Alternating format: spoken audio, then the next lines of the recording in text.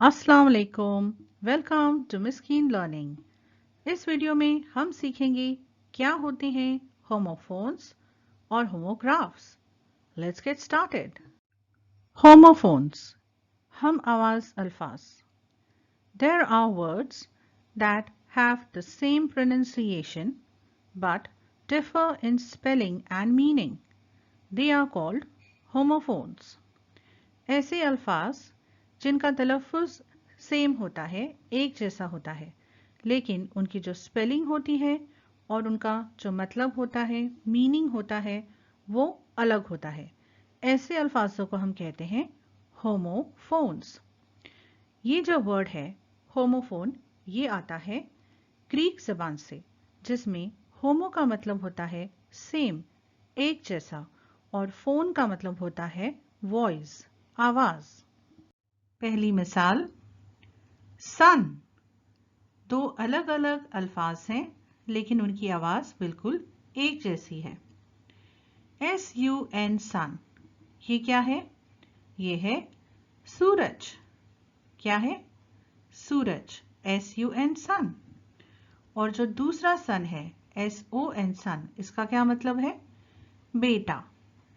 तो हमने क्या देखा कि दो लफ्ज हैं जिनकी आवाज बिल्कुल एक जैसी है, लेकिन उनकी जो स्पेलिंग है वो अलग अलग है, और उनका जो मीनिंग है, उनके जो मानी है, वो भी बिल्कुल अलग अलग है।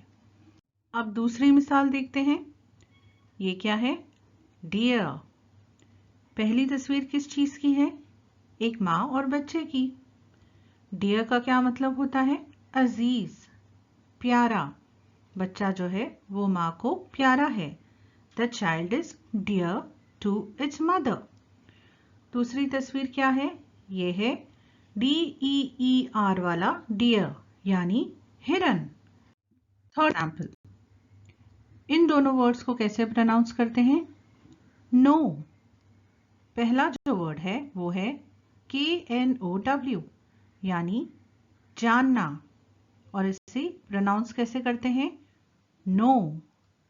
और जो दूसरा वर्ड है वो है NO, यानी नहीं, मना करना, नो।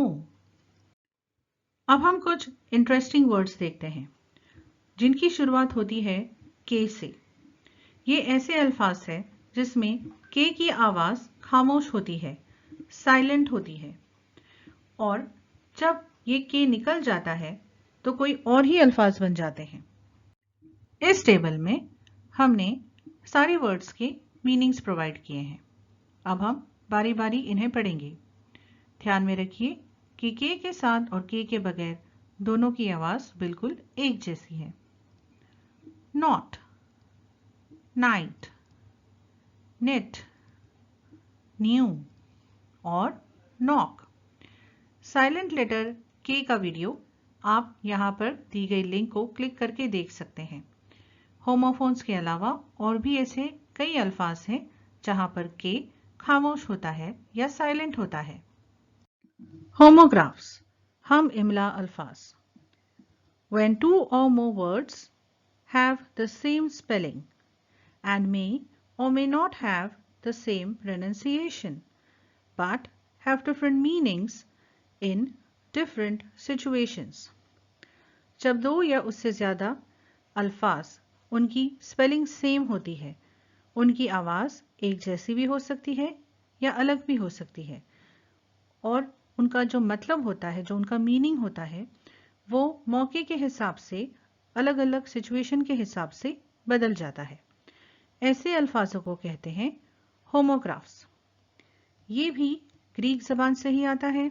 होमो का मतलब सेम, एक जैसा, और ग्राफ का मतलब होता है टू राइट, यानी लिखना। यहाँ पर स्पेलिंग की बात हो रही है। पहली मिसाल, वॉच। इसका मतलब है देखना, और ये क्या है? ये एक घड़ी है। तो एक ही वर्ड के दो अलग अलग मीनिंग्स हैं। दूसरा वर्ड है बैट। इसका क्या मतलब है? चमगादड़। ये एक मतलब हो गया, और दूसरा ये है एक क्रिकेट का बल्ला। बैट दो जगह इस्तेमाल हो रहा है। अब तीसरी मिसाल देखते हैं। ये है TEAR। इसे टेयर या टीयर कहा जाता है। टेयर कब कहा जाता है? जब हम फाड़ना इस चीज के लिए इसे इस्तेमाल करते हैं, तब हम कहते हैं tear. She is tearing the paper. I want to tear the paper. और जब इसका मतलब आंसू होता है तो हम कहते हैं tear. A tear drop fell from her eyes. तो ये कौन सी मिसाल है? ये एक होमोग्राफ है जहां पे दो वर्ड्स हैं जिनकी स्पेलिंग सेम है, लेकिन यहाँ पर प्रोनाउंसिएशन अलग अलग है। अब एक ऐसी मिसाल देखते हैं जो होमोफोन भी है और होमोग्राफ भी। FAIR। इस वर्ड के कई सारे मतलब निकलते हैं, इसलिए हम इसे होमोग्राफ कह सकते हैं। और सेम आवाज वाला एक और वर्ड है FARE, इसलिए हम इसे होमोफोन भी कह सकते हैं। पहला वर्ड देखते हैं FAIR। इसके अलग अलग मीनिंग्स। पहला मीनिंग है जस्ट विदाउट बायस। मुंसिफाना यानी कोई भेदभाव नहीं करने वाला। An exhibition and sale of items. नुमाइश, इसे भी हम फेयर कहते हैं, या हम मेले को भी फेयर कह सकते हैं। लाइट स्किन टोन और कंप्लेक्शन यानी उजला रंग या गोरा रंग।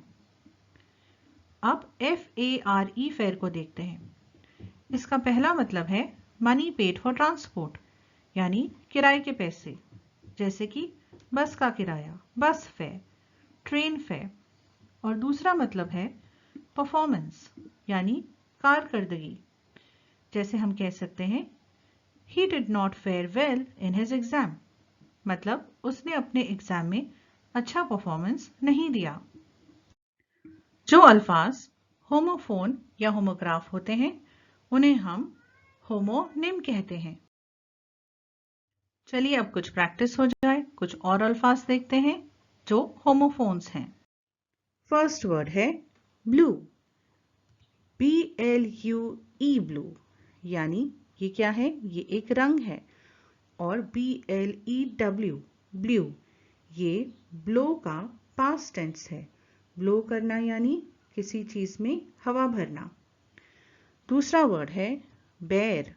BEAR बेर। इसका क्या मतलब होता है? भालू। और BARE बेर यानी खुला। नेक्स्ट वर्ड है बीट। BEET बीट यानी चुकंदर। और BEAT बीट यानी किसी को मारना या किसी चीज को पीटना। नेक्स्ट है टू। TO2 यानी हम जब किसी चीज की तरफ पॉइंट करते हैं उसे हम कहते हैं टू, या किसी डायरेक्शन की तरफ पॉइंट करते हैं तो हम कहते हैं टू, जैसे I am going to the mall. दूसरा वर्ड है TWO2। ये क्या है? ये एक नंबर है, number 2। Next son. SON son बेटा, और SUN सन यानी सूरज, जो हम पहले भी देख चुके हैं। अब कुछ और होमोफोन्स ढूंढते हैं। सी। SEE यानी देखना, और SEA यानी समंदर। वुड। WOOD यानी लकड़ी, और WOULD यानी एक मॉडल ऑक्सिलरी वर्ब, जैसे शुड, कुड, कैन, विल वगैरह। देयर। THERE यानी वहां। THEIR यानी उनका।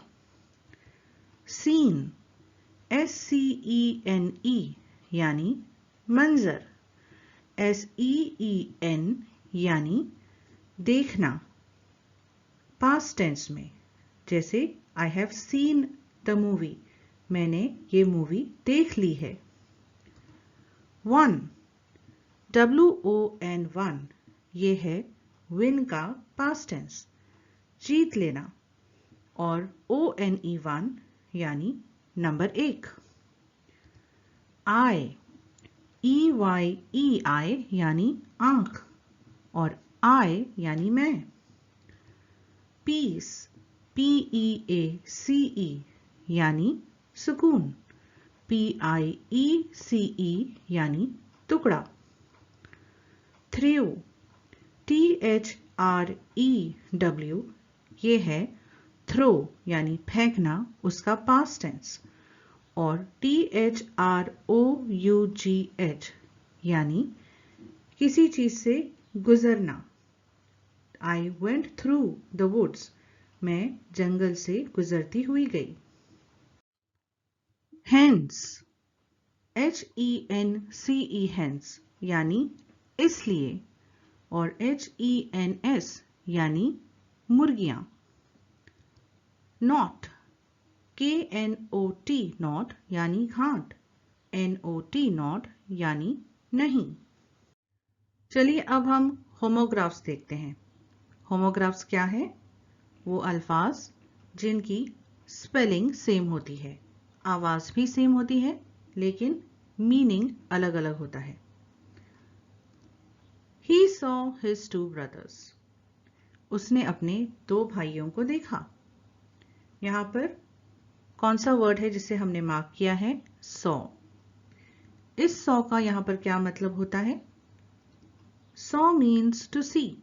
यहां पर सॉ, ये सी का पास्ट टेंस है।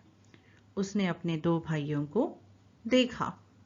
अब second, the wood cutter cut the weakened branch with his sharp saw. जो वुड कटर है यानी जो लकड़ी काटने वाला है, उसने उस कमजोर डाली को एक तेज आरी से काटा। ये इस सेंटेंस का मतलब है।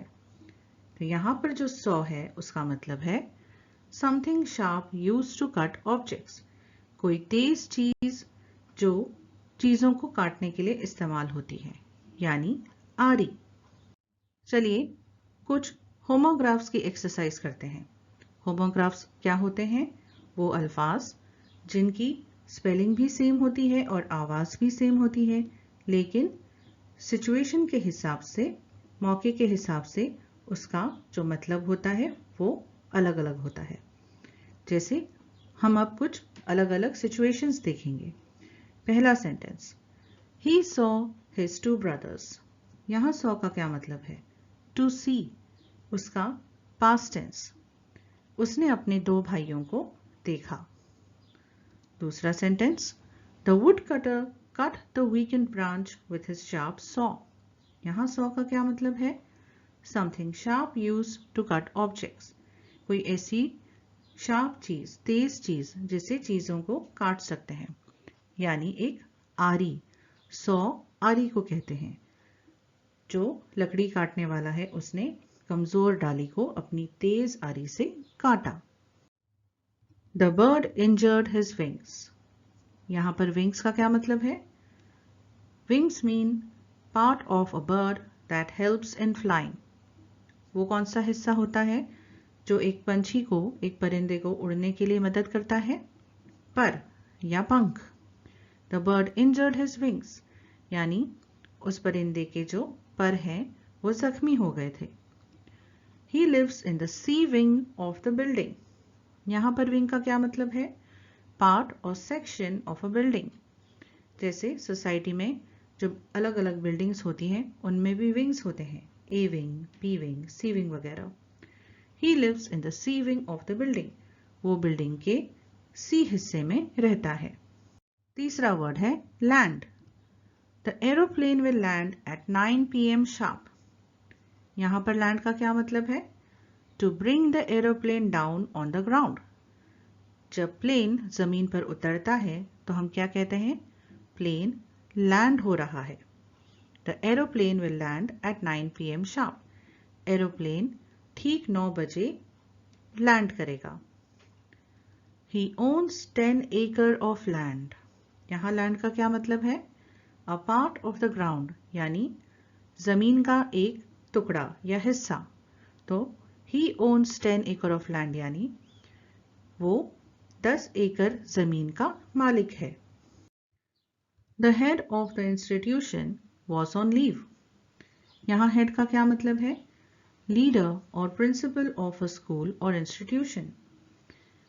जो इंस्टीट्यूशन है, इंस्टीट्यूशन क्या होता है? जैसे स्कूल, कॉलेज, यूनिवर्सिटी वगैरह, तो उसके जो हेड हैं यानी प्रिंसिपल, वो लीव पर हैं। हेड यानी सरबरा। He bent his head down with chin. यहाँ पर हेड का क्या मतलब है? Head means part of the body, हमारे जिस्म का हिस्सा, हमारा सिर।